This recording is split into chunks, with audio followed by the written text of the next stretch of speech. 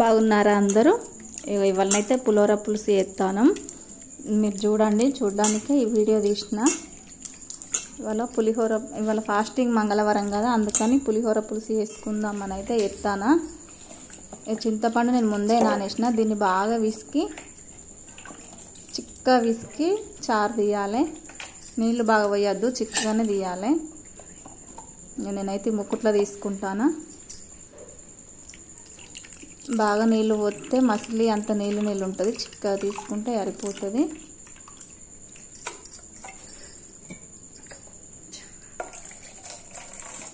రెండు సార్లు చింతపండు గట్టిగా విసికి చారు అయితే తీసుకోవాలి. చింతపండు ఎంత తింటామో అంత నానేసుకోవచ్చు, దానికి అంతా ఇంత అనేం లేదు.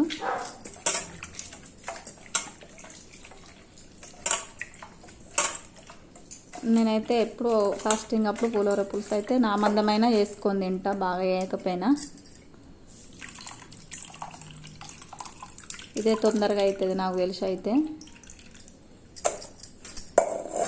ఈ ముకుట్లో తీసుకున్న ఈ పులుసును మనం పొయ్యి మీద పెట్టి మసాలా పెడదాం. నేను చూపిస్తా చూడండి. పొయ్యి మీద పెడతా నేను ఇప్పుడు. దీన్ని పొయ్యి అంటేసి పొయ్యి మీద పెడతాను.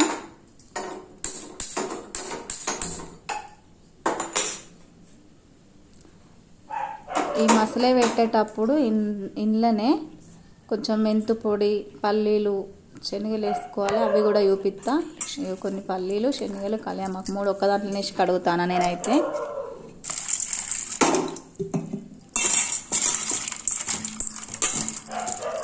ఈ పులుసులో వీటిని వేసుకోవాలి. మసాలా పులుసులో కొన్ని పల్లీలు, శనగపప్పు, కళ్యామాకు వేసుకోవాలి. పోపుకి వేసుకోవాలి, మసాలాగా కూడా వేసుకోవాలి. ఈ మసాలేటప్పుడు ఈ పులుసులో పల్లీలు, శనగపప్పు వేసిన తర్వాత కొంచెం జీలకర్ర మెంతుల పొడి కూడా వేసుకోవాలి. చూడండి, జీలకర్ర మెంతుల పొడి బాగా ఎత్తే చేదొస్తుంది. వేసుకునే అంతే వేసుకోవాలి. ఎంత పడుతుంది అనేది ఆ పులుసుని బట్టి చూసి వేసుకుంటే సరిపోతుంది. నేనైతే కొంచెం ఎత్తాను. వేసి దీన్ని బాగా కలపాలి. అట్లనే ఈ పులుసులో కొంచెం ఉప్పు వేసుకోవాలి. బాగా వేయద్దు, సరిపడంత కొంచెమే వేసుకోవాలి. ఎందుకంటే మళ్ళీ పోపులు ఎత్తాం కాబట్టి కొంచెం ఉప్పు వేసుకొని కలుపుకొని దీన్ని మసాలా వేయాలి. ఇక మసిలింది. మసాలా వీడియో చూపించలే కాబట్టి ఇక మసిలింది చూపిస్తాను. ఇక మసిలి ఇట్లా చిక్క దగ్గరికి రావాలి.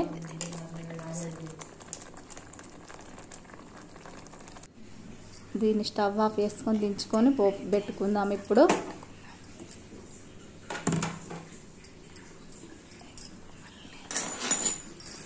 చిన్న ముకుట్లనైతే నేను పోపు పెడతా.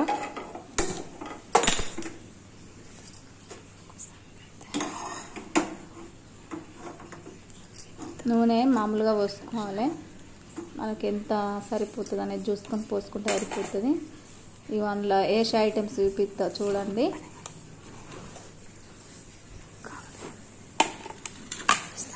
పల్లీలు, శనగపప్పు, కళ్యామాకు, పచ్చిమిర్చి, జీలకర్ర, ఎండుమిర్చి, ఆవాలు. ఇంట్లో నేను ఏదో మిస్ చేసిన మిరియాలు నా కాన్న అయితే మిరియాలు లేవు, కొంచెమే ఉన్నాయి. మిరియాలు బాగా వేసుకుంటే మంచి టేస్ట్ వస్తుంది. పౌడర్ వేసుకోవాలి, పోపు వేసుకోవాలి. నా కాడ లేవు. ఈ 4 అయితే పొడి చేసి ఎత్తా నేను. వీటిని రోట్లు అయితే రోలుకి అతుక్కపోతుంది, అందుకే మూత మీద పెట్టి దంచుతాను.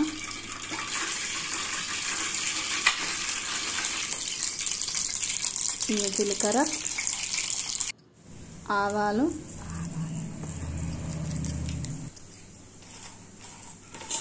శనగపప్పు,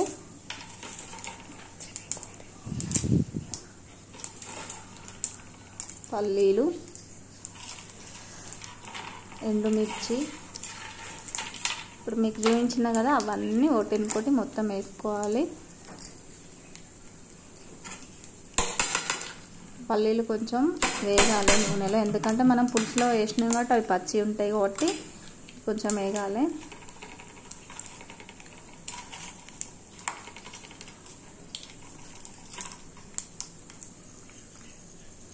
పల్లీలు ఎర్రగా గాలినాక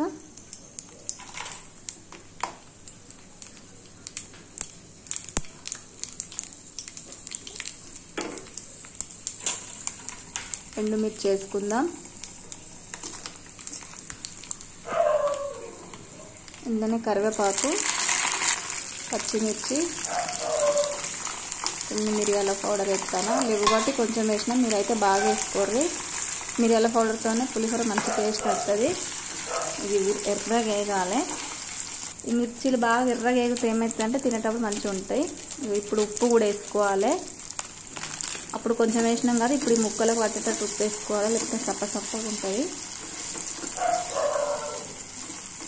ఈ మిర్చీలు ఎర్రగా గోలాలి. ఎర్రగా గోలినాక పసుపు వేసి కలుపుకోవాలి.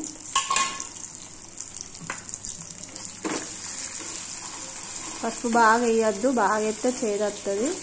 మామూలుగా వేసుకోవాలి. ఇప్పుడు ఈ పులిహోర పులుసు అయితే ఇందులో పోస్తాను. అంతే, మంచి టేస్టీగా ఉండే పులిహోర పులుసు రెడీ అయింది.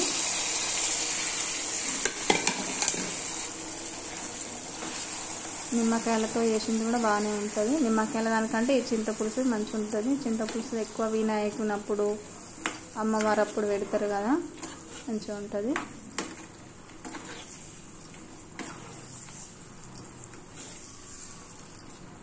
ఇదేమంత పెద్ద పని కాదు, తొందరగా అయ్యేది పులిహోర పులుసు ఒక్కటే నాకు తెలిసి. అయితే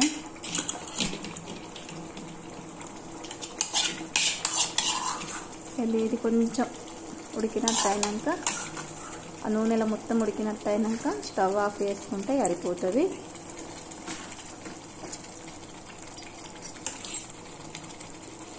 కొంచెం ఉడికింది. ఇక నేను స్టవ్ ఆఫ్ అయితే చేసిన, ఫుల్ పెట్టి.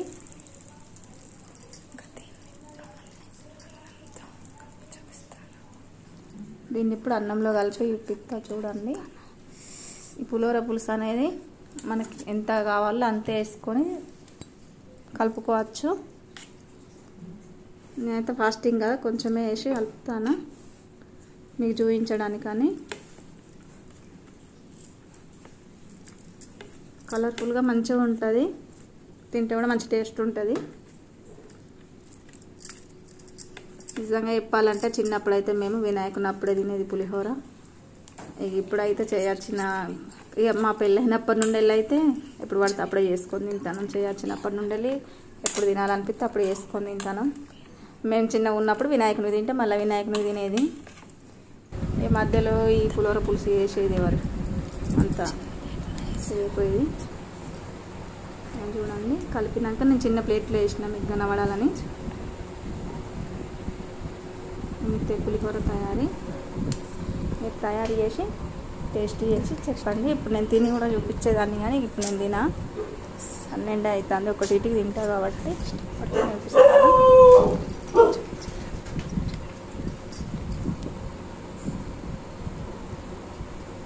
మంచి టేస్ట్ ఉంటుంది. ఇక పులిహోర చూడండి, మీరు కూడా తయారు చేసుకొని తినండి, చాలా టేస్ట్ ఉంటుంది.